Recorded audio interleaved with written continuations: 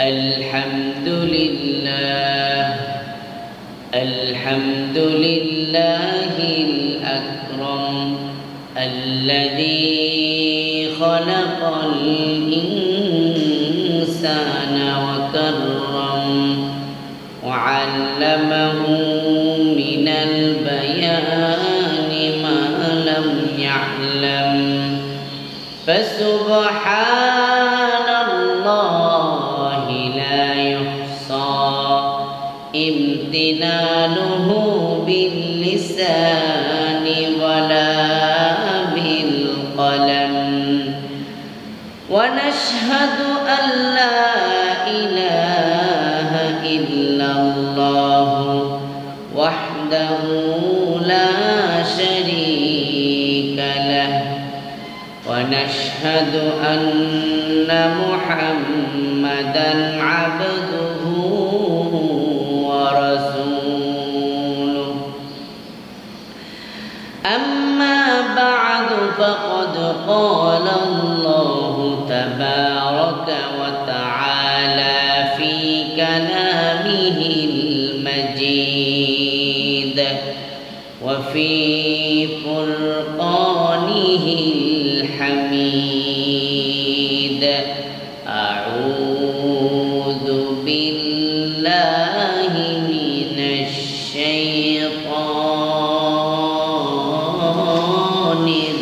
الرجيم بسم الله الرحمن الرحيم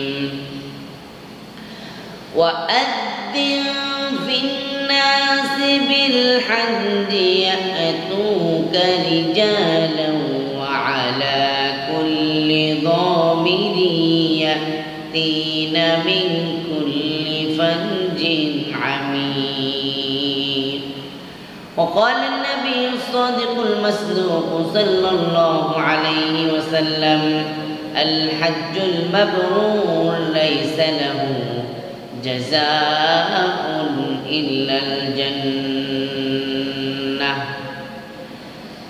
मदीने की हवा से मदीने की हवा से जन्नत की बू आती है खाके पाके मदीने में नूरे जन्नत चमकती है बलगल उला बिकमालिही कशफत तुजा बिजमालिही हसनत जमीउ खिसालिही सल्लु अलैहि व आलिही। मुहतरम हाजिरीन सम्मानित मुसल्लियान किराम, धीरे धीरे देखते देखते आमादेर सामने आबार आगमन करेছে हजेर मास जिलकद जिलहज मास। एक बছর পরে আমাদের সামনে আবার এই হজের মৌসুম চলে আসছে। প্রতিটি মুমিনের হৃদয়ে একটা স্বপ্ন থাকে, সে যখন বুঝতে শুরু করে তখন থেকেই অন্তরের মধ্যে একটি স্বপ্ন বুনতে শুরু করে যে আমি একদিন হলেও একবারের জন্য হলেও আল্লাহর ঘর জিয়ারত করব, আল্লাহর নবীর রওজা জিয়ারত করব, আল্লাহর ঘরের সামনে গিয়ে লাব্বাইক ধ্বনি দিয়ে কাবার চত্বর মুখরিত করব, রাসূলের রওজার সামনে গিয়ে আসসালাতু ওয়াসসালামু আলাইকা ইয়া রাসূলুল্লাহ বলে রাসূলের কদম মুবারক সালাম পেশ করব। এটা হলো একজন মুমিনের হৃদয়ের যাতনা, বাসনা, কল্পনা। তো মুহতারাম হাজিরিন, আমাদের সামনে সেই আকাঙ্ক্ষিত মুহূর্তটি চলে এসেছে। এই মুহূর্তে আল্লাহর আশিকান, আল্লাহর মুহিব্বিন বান্দারা পৃথিবীর কোনায় কোনায় বসে থাকতে পারে না। নিজেদের বাড়িঘর, ব্যবসা বাণিজ্যর মহাব্বত তাদেরকে ধরে রাখতে পারে না। তারা পাগলের মতো কাবার চত্বরে ছুটে যায়। অল্প কিছুদিনের মধ্যে পৃথিবীর কোনা কোনা থেকে, পৃথিবীর আনাজ কানাজ থেকে আল্লাহর পাগল পাড়া বান্দারা নিজেদের ঘর বাড়ি, ব্যবসা বাণিজ্য সব কিছুর মহাব্বত ত্যাগ করে কাবার প্রাঙ্গণে একত্রিত হয়ে যাবে। কাবার প্রাঙ্গণ পৃথিবীর বিভিন্ন দেশের, বিভিন্ন বংশের, বিভিন্ন গোত্রের, বিভিন্ন ভাষা বৈচিত্র্যের মানুষের দ্বারা পরিপূর্ণ হয়ে যাবে।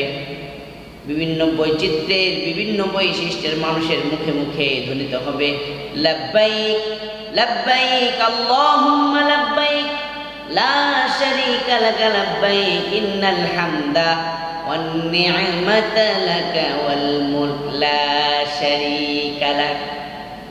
মানুষের মুখে এই তালবিয়া উচ্চারিত হবে, লাব্বাইক ধ্বনিতে কাবার চত্বর মুখরিত হয়ে যাবে। আল্লাহর আশিকানদের দ্বারা কাবার চত্বর একটা মিলন মেলায় পরিণত। তো মুহতারাম হাজিরিন, একজন মুমিনের জীবনের একটা সুপ্ত স্বপ্ন, সে একবারের জন্য হলেও সে আল্লাহর ঘর জিয়ারত করতে চায়, আল্লাহর ঘর দেখতে চায়, আল্লাহর ঘরের পাশ দিয়ে তাওয়াফ করতে মনে চায়। পাগলের মতো আল্লাহর ঘরের সামনে গিয়ে আল্লাহর দরবারে দু হাত তুলে প্রার্থনা করতে মনে চায়। আফসোস, পৃথিবীতে এমন অনেক আল্লাহর বান্দারা ছিল যারা হজের আশা মনের মধ্যে লালন করেছে, পালন করেছে, কিন্তু হজ করতে পারে নাই। হজ করার আগে আল্লাহর ডাকে সাড়া দিয়ে অন্ধকার কবরে চলে গেছে। বুকের সকল স্বপ্ন নিয়ে মাটির নিচে চাপা পড়ে গেছে। গায়ে ইহরামের কাপড় জড়াবার আগে কাফনের কাপড় জড়িয়ে আল্লাহর ডাকে সাড়া দিয়ে দুনিয়া ছেড়ে চলে গেছে। যেন আমরা সকলেই দোয়া করব, আল্লাহ রাব্বুল আলামিন আমাদেরকে যেন তার ঘর জিয়ারত করার আগে কবরের মাটিতে না শোয়ায়। আল্লাহুম্মা আমিন। পৃথিবীর কত লেখক তার এই মনের বাসনা লিখে গেছে, পূরণ করতে পারে নাই। পৃথিবীর কত কবি, সাহিত্যিক, শিল্পীরা তাদের কণ্ঠে তাদের মনের আবেগের কথা প্রকাশ করেছে। এই কাবা নিয়ে, মক্কা নিয়ে, মদিনা নিয়ে কত আশেক, কত শিল্পী তাদের কণ্ঠে ঝংকার তুলেছে, তাদের আবেগগুলো আল্লাহর কাছে প্রকাশ করেছে। আপনাদের একটা পরিচিত গজল আছে, আমরা ছোটবেলায় শুনতাম। কাবার প্রতি একজন কবির ভালোবাসা থেকে তিনি বলেছেন, মনে বড় আশা ছিল যাব মদিনায়। এগুলো আপনারা শুনেছেন না? ছোটকাল থেকে আমরা এগুলো শুনতে শুনতে বড় হয়েছি। কবি তার মনের সকল ভাব, মনের সকল আবেদন, মনের সকল ব্যথা এই গজলের মধ্যে ঢেলে দিয়েছে। মনে বড় আশা ছিল যাব মদিনায়, গিয়ে আমি করব সালাম, গিয়ে আমি করব সালাম নবীর রওজায়। মনে বড় আশা ছিল যাব মদিনায়। আমাদের মনের আশা ওইটা, আল্লাহ কোনদিন তুমি আমাদেরকেও তোমার ঘর জিয়ারত করার তৌফিক দান করো। মুহতারাম হাজরিন, হজের এই মৌসুম চলে এসেছে। হজের ফজিলত হজের গুরুত্ব অনেক বেশি, কিন্তু এই হজের আমলের ব্যাপারে আমাদের মানুষের মধ্যে একটা অলসতা কাজ করে। অনেকেই মনে করে এখনো মেয়ে বিবাহ দেই নাই, এখনো নাতি নাতকুর মুখ দেখি নাই, এত আগে হজ করলে কেমনে হয়, হজ তাড়াতাড়ি করলে কোনো অপকর্ম করা যাবে না, ভালো মানুষ হয়ে যেতে হবে, কোনো গুনাহের কাজ করলে মানুষ বলবে হাজি সাহেব মানুষ আবার এই কাজ করে নাকি, এই জন্য এত তাড়াতাড়ি হজ করা যাবে না, আরো কিছুদিন অসৎ পথে টাকা কামাই করে নেই, তারপরে হজ করে একেবারে তসবিহ নিয়ে মসজিদে বসে যাব, আর কোনো পাপ কাজ করব না। আচ্ছা, আমাদের কাছে কি আল্লাহর পক্ষ থেকে কোনো মেসেজ এসেছে যে আমি হজ করার আগে আমার মৃত্যু হবে না? মৃত্যুর কোনো গ্যারান্টি নাই, সকালে আছে বিকালে নাই। তাহলে আমার যেহেতু মৃত্যুর গ্যারান্টি নাই, তাহলে আমি কোন আশায় আমার উপর অর্পিত ফরজ দায়িত্ব আমি বিলম্ব করছি? এই জন্য বিশ্ব নবী সাল্লাল্লাহু আলাইহি ওয়াসাল্লাম উম্মতদেরকে লক্ষ্য করে বলেন, তোমরা হজের ব্যাপারে অলসতা করো না, হজের কাজটাকে তোমরা বিলম্বিত করো না, বরং তাআজ্জালু ইলাল হজ, তোমরা হজটাকে যত তাড়াতাড়ি সম্ভব আদায় করে ফেলো। কেননা ফাইন্না আহাদাকুম লা ইয়াদরি মা ইয়ারিদু লাহু, কেননা সে জানে না, তোমাদের মধ্যে কারো এটা জানা নাই যে সামনের দিনে তোমার জন্য কি ঘটতে যাচ্ছে। আজকে আমি সুস্থ আছি, আমি নিয়ত করছি আগামী বছর আমি হজ করব, বা 2 বছর পরে হজ করব, কিন্তু আমি আগামীকালকে যে অসুস্থ হব না, এর কোনো গ্যারান্টি আছে? তো মুহতারাম হাজির, আমি যখন অসুস্থ হয়ে যাব, তখন আমি কি হজের এই কঠিন কাজগুলা আদায় করতে পারবো? হজ এত সহজ কাজ নয়, হজ এত সহজ কাজ নয়। বিশ্বনবী সাল্লাল্লাহু আলাইহি ওয়াসাল্লাম বলেছেন, আল হাজ্জু ওয়াল আজ্জু, হজ বড়ই কষ্টকর কঠিন কাজ। ইসলামের যতগুলো ইবাদত আছে এটাকে 3 ভাগে ভাগ করা যায়। একটা হলো ইবাদতে বাদানিয়া, যে ইবাদত শুধু মানুষের শারীরিক সক্ষমতাতে সম্পৃক্ত, সেটা হলো নামাজ, রোজা। আরেকটা হলো ইবাদতে মালিয়া, যেটা শুধু মানুষের বান্দার সম্পদের সাথে সম্পৃক্ত, যেমন যাকাত আদায় করা। আর হজ, এটা হলো ইবাদতে মালিয়া ওয়াল বাদানিয়া, সম্পদ এবং শারীরিক সক্ষমতা দুইটার সাথে সম্পৃক্ত। আপনি বৃদ্ধ বয়সে উপনীত হয়েছেন, আপনার সম্পদ আছে, কিন্তু আপনার শারীরিক সক্ষমতা না থাকার কারণে আপনি হজ করতে পারবেন না। আর যৌবনকালে আপনার শারীরিক সক্ষমতা আছে, টাকা না থাকলেও আপনি হজ করতে পারবেন না। এই জন্য আমরা যারা যুবক বয়সে আছি, এখন আমাদের শারীরিক সুস্থতা আছে, আল্লাহ তাআলা আমাদের যাদেরকে তৌফিক দান করেছেন, হজের ব্যাপারে আর বিলম্ব করা যাবে না। হজের ব্যাপারে বিলম্ব করা যাবে না, এটা শয়তানের পক্ষ থেকে একটু ধোঁকা। এই জন্য বিশ্বনবী বলেছেন, তাআজ্জালু ইলাল হাজ্জি, তোমরা হজের কাজগুলা দ্রুত সম্পূর্ণ করো। কেননা হজ একবার যদি কারো উপর ফরজ হয়, এটা কিন্তু আর কখনো রহিত হয় না। আমার উপর আজকে যাকাত ফরজ, আমি এই বছর যাকাত দেই নাই, আগের বছর যদি আমি গরিব হয়ে যাই, শুধু 1 বছরের যাকাত আমাকে আদায় করতে হবে। পরে যখন আবার গরিব হয়ে যাব, আর যাকাত আদায় করতে হবে না। বা আমার কাছে এখন সম্পদ আছে, আমার উপর যাকাতের নিসাব ওয়াজিব হয়ে গেছে, কিন্তু 1 বছর হওয়ার আগে আগে আমি আবার যদি দরিদ্র হয়ে যাই, যাকাত আর দিতে হবে না। কিন্তু আমি যদি একবার হজ আদায় করার মতো সম্পদের মালিক হয়ে যাই, আর যদি ওই বছর হজ না করি, পরবর্তীতে আমি গরিব হয়ে যাই, আমার উপরে এই হজ রয়ে যাবে। আমি যতই দরিদ্র হই না কেন, এই হজের ফরজিয়াত আমার উপর রয়েই যাবে। এই জিম্মাদারি থেকে আমি মুক্তি পাবো না। তো মুহতারাম হাজির, হজ অত্যন্ত গুরুত্বপূর্ণ বিষয়। আমরা অনেকেই আবার চিন্তা করি যে হজ করলে তো আমি প্রায় 5-6 লাখ টাকা এখন বর্তমান হজ করলে খরচ হয়। তাও নাকি চিন্তা করি 5-6 লাখ টাকা আমি খরচ করে হজ করবো, তাহলে তো আমি দরিদ্র হয়ে যাব। না না, পৃথিবীর ইতিহাসে এমন পাওয়া যাবে না যে সে হজ করেছে, হজ করার কারণে সে দরিদ্র হয়ে গেছে। রাসূলুল্লাহ সাল্লাল্লাহু আলাইহি ওয়াসাল্লাম বলেছেন, তাবিউ বাইনাল হজ্জি ওয়াল উমরা ফাইন্নাহুমা ইয়ানফিয়ানাল ফাকর ওয়াজ যুনুব। তোমরা একের পর এক হজ উমরা যত বেশি পারো আদায় করতে থাকো।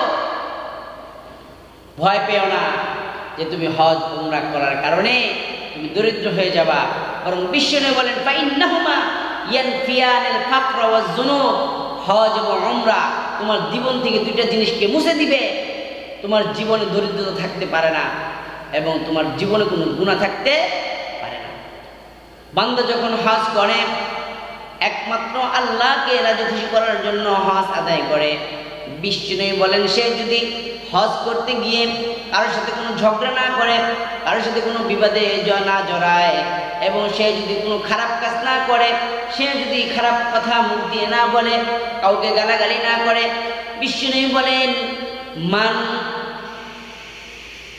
মান হাজ্জা লিল্লাহি ফালাম ইয়ারফুস ওয়ালাম ইয়াফসুক রাজাআ কায়াউমিন ওয়ালাদাতহু উম্মুহু।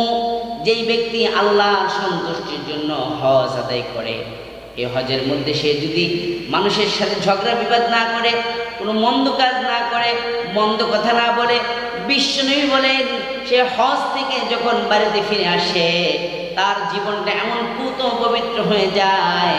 আজকে একজন ভূমিষ্ঠ নবজাতকের জীবনে যেমন কোনো গুনাহ থাকতে পারে না, যে ব্যক্তি এমনভাবে এই শর্তগুলা মেনটেন করে হজ আদায় করে, ওই ব্যক্তির জীবনে কোনো গুনাহ থাকতে পারে না।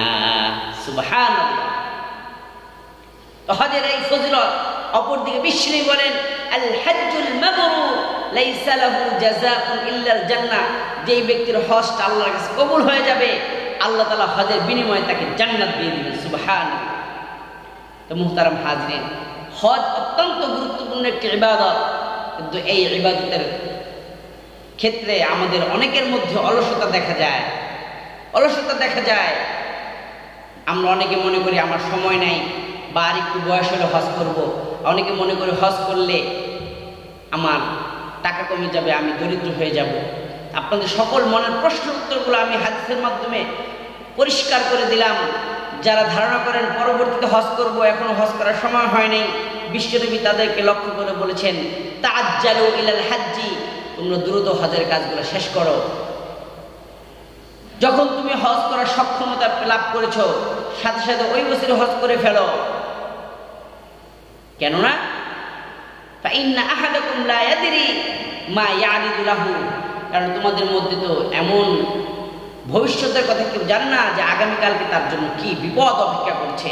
আজকে আপনি অসুস্থ আছেন, আগামীকাল আপনি প্যারালাইজড হতে পারেন, আগামীকাল আপনি অ্যাক্সিডেন্ট করে পঙ্গু হয়ে যেতে পারেন, আপনি আর সশরীরে হজ করার সক্ষমতা থাকবে না। তখন আপনার ইচ্ছা থাকলেও আর আপনি হজ করতে পারবেন না। আর দ্বিতীয়ত, যারা এই ধারণা করে হজ করলে আপনি দরিদ্র হয়ে যাবেন, আপনার টাকা কমে যাবে, খোদার কসম আপনি হজ করতে থাকেন, বিশ্বনবীর হাদিস যদি সত্য হয়ে থাকে, তাহলে আপনি হজ করার মাধ্যমে আপনি কখনো দরিদ্র হবেন না, বরং আল্লাহ তাআলা আপনাকে আপনার জীবন থেকে দরিদ্র বিমোচন করে দিবেন। আপনি মৃত্যু পর্যন্ত সচ্ছলতার মুখ দেখে যাবেন, আপনি কখনো দরিদ্রতার সম্মুখীন হবেন না। মুহতারাম হাজরিন, এত সতর্কতার পরেও আমরা যারা হজ না করব, তাদের জন্য বিশ্বনবীর আরেকটা মেসেজ রয়েছে, ভয়ঙ্কর মেসেজ। বিশ্বনবী বলেন মান মালাকা যাদান ওয়া রাহিলাতান তুবাল্লিগুহু ইলা বাইতিল্লাহ, যেই ব্যক্তি এই পরিমাণ সম্পদের মালিক হলো, যেই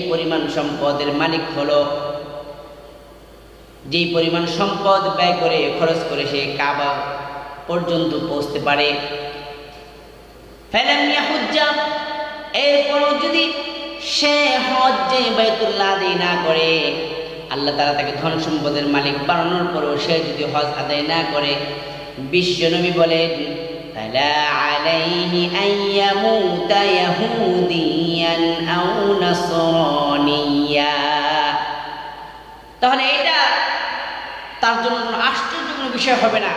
সে যদি ইহুদি হয়ে মারা যায় অথবা মুশরিক হয়ে মারা যায়, বেদিন হয়ে মারা যায়, ঈমান হারা অবস্থায় সে যদি মৃত্যুবরণ করে, তার ব্যাপারে এটা কোনো আশ্চর্যজনক বিষয় হবে না।